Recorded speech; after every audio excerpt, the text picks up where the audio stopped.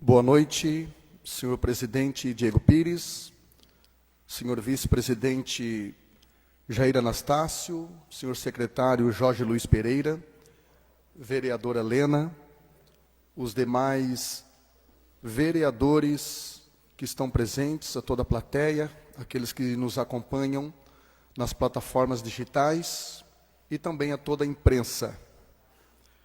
Nós, a convite do vereador Luiz da Farmácia, estaremos falando um pouco sobre o nosso projeto social, que é o projeto Envolva-se, da nossa instituição religiosa, como já mencionada, Ministério Teu Reino.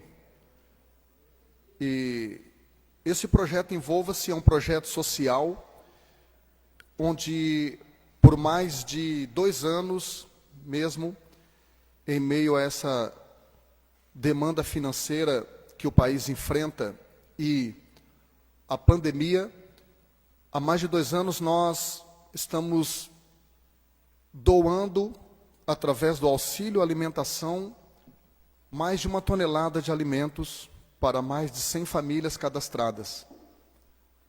Famílias que passam por um crivo, por um critério de avaliação, com comprovação de renda e localização e também comprovação de onde elas moram. Num período em que não fizemos ou não tínhamos esse critério de avaliação, parte das nossas doações foram parar na mão de pessoas erradas e por isso então a gente usa esse critério.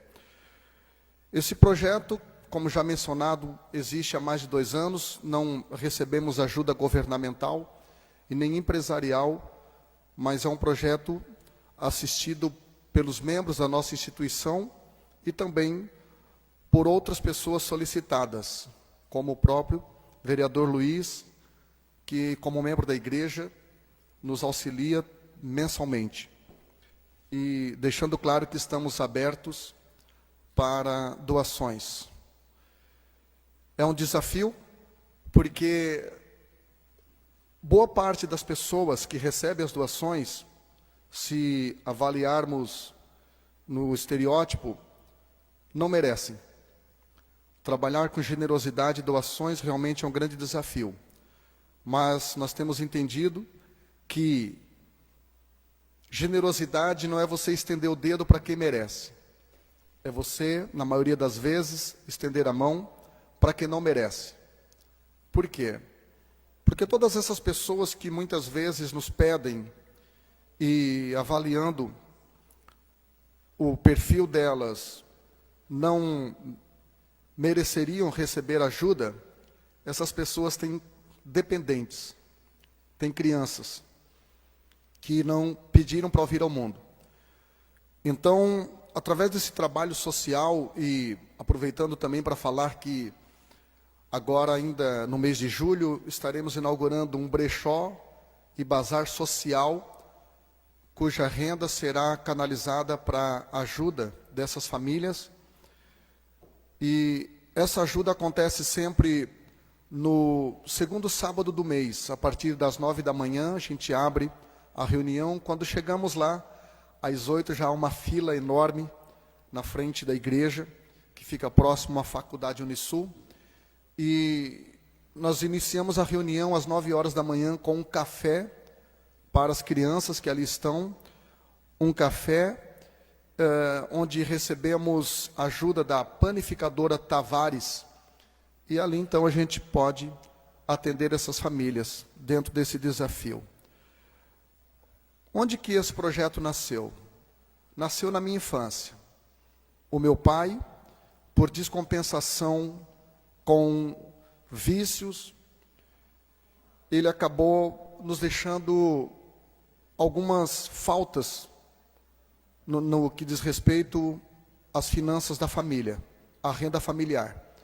E éramos sustentados por uma mãe que trabalhava com faxina, trabalhava de empregado doméstico na casa das pessoas, e eu posso dizer que eu tive uma infância de muita privação. Muita privação. Se houver mais alguém entre os senhores e senhoras, mas eu já me alimentei por muitas vezes na lata de lixo.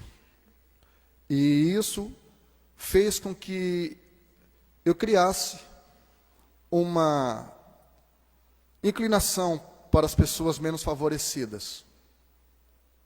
Eu acredito que a melhor escola que existe é a escola da vida. É quando você realmente teve fome que você vai entender talvez a fome de outro. É claro que a única forma de aprendizado não é a experiência empírica. Mesmo uma pessoa que nunca teve privação na sua infância, ela pode inclinar-se às necessidades alheias. Então, na minha infância, quando chegava o final de semana, que minha mãe dizia, vá lá na casa do tio fulano, da tia fulana, fica lá brincando, quem sabe vocês são convidados para almoçar. Foi ali que nasceu esse projeto. O projeto Envolva-se. E eu tenho entendido que há um poder muito grande na generosidade, nas doações. Segundo a ONU, mais de 800 milhões de pessoas vão para a cama todos os dias com fome, sendo mais de 300 milhões de crianças que vão para a cama com fome todos os dias. E eu já fui uma dessas crianças, como já falei. E é um grande desafio doar, porque, como já mencionei, nem todos aqueles que recebem a doação merecem. 2 Coríntios, capítulo 9, versículo 7, está escrito que Deus ama quem dá com alegria.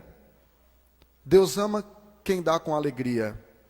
E dizem que é possível doar sem amar. Mas é impossível amar sem doar. A demonstração do amor precisa sempre ser visível, porque amor não é um sentimento, amor é um comportamento. Quando nós falamos que é possível doar sem amar, nós entendemos que existem pessoas que podem doar por vaidade, podem doar por conveniência, pode doar por interesse ou desencargo de consciência. Mas é impossível você amar e realmente não materializar esse sentimento.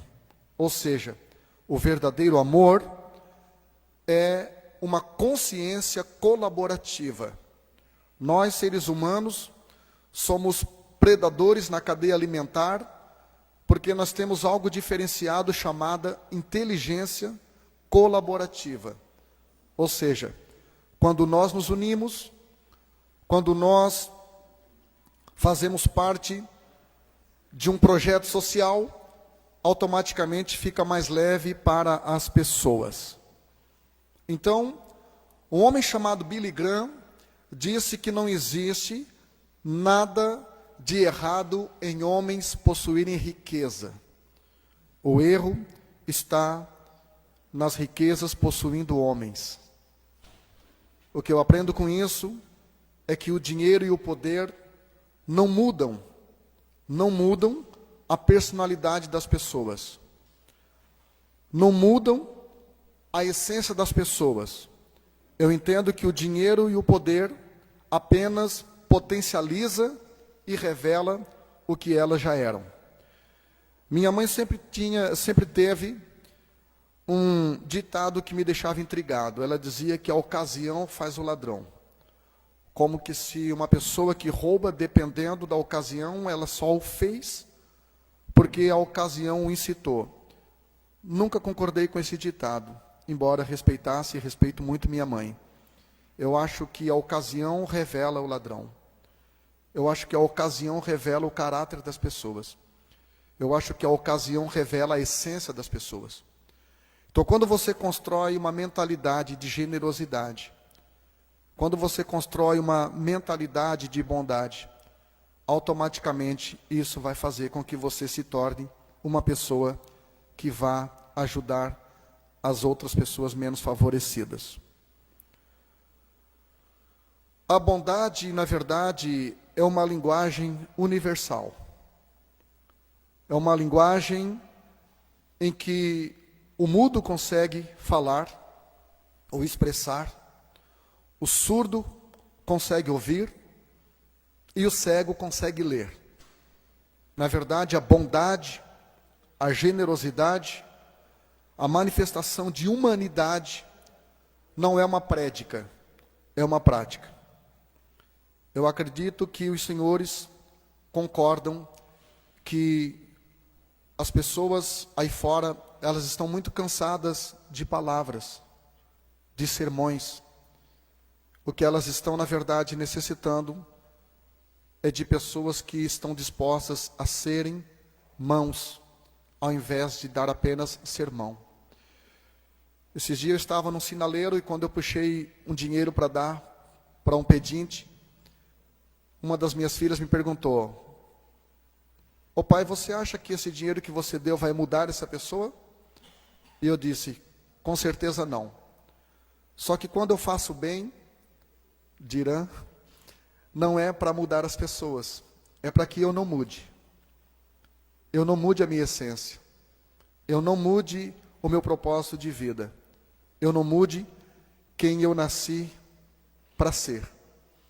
Eu entendo também que, apesar de eu ter tido um passado difícil financeiramente, eu não posso ferir as pessoas com a outra ponta da mesma vara em que eu fui ferido. Ou seja, eu não posso usar o linguajar como eu lutei, como eu precisei sofrer para chegar onde eu cheguei. Essa pessoa também tem que passar por isso. Eu acredito que nós temos o poder para escolher o que fazer com o nosso passado, com as nossas privações e com as nossas carências. Você escolhe fazer do seu passado o seu opressor ou o seu professor. Você escolhe fazer do seu passado algo pedagógico para a sua vida, em que você aprendeu ou não. Então, eu acredito que bondade é uma comunicação não verbal. Bondade, como eu já falei, não é uma prédica, não é um sermão, não são palavras, é uma prática. Então, o propósito da nossa vida é nos tornar aquilo que nós não tivemos. Quero encerrar aqui a minha palavra, dizendo que quando Jesus estava para nascer, ele não achou uma porta aberta. A Bíblia diz que não havia lugar para ele na estalagem, ele teve que nascer numa estrebaria. Depois que ele começou seu ministério, quando ele tentou entrar na cidade de Samaria, ele também não foi recebido, porque os samaritanos tinham um contratempo político-religioso com os judeus. Depois que ele ressuscitou, ele precisou dizer no livro de Apocalipse 2, eu que estou à porta e bato, ou seja, ele estava do lado de fora porque não teve uma porta aberta para ele entrar. Todavia, nada disso alterou o propósito de vida de Jesus. Não alterou a sua essência, e por isso ele pôde dizer em João 10:9, eu sou a porta. O que eu aprendo com isso, senhoras e senhores, é que Jesus se tornou para a humanidade aquilo que ele não teve. Ele não teve uma porta aberta, mas se tornou uma porta aberta para todos aqueles que querem entrar por ele. Então, eu entendo com isso que tudo aquilo que eu não tive, eu posso me tornar para aqueles que não têm. Eu termino meu livro, o último livro dos 6 livros que eu escrevi, o livro Lidere-se, falando de over-delivery. Over-delivery é uma expressão em inglês que quer dizer você entregar mais do que aquilo que as pessoas merecem. Você entregar mais do que aquilo que as pessoas estão esperando. Todos nós que aqui estamos, se deixarmos com que essa consciência colaborativa seja construída em nós, nós podemos ajudar muitas pessoas fazendo parte do envolva-se, nos envolvendo. Muito obrigado, uma boa noite a todos, que Deus vos abençoe.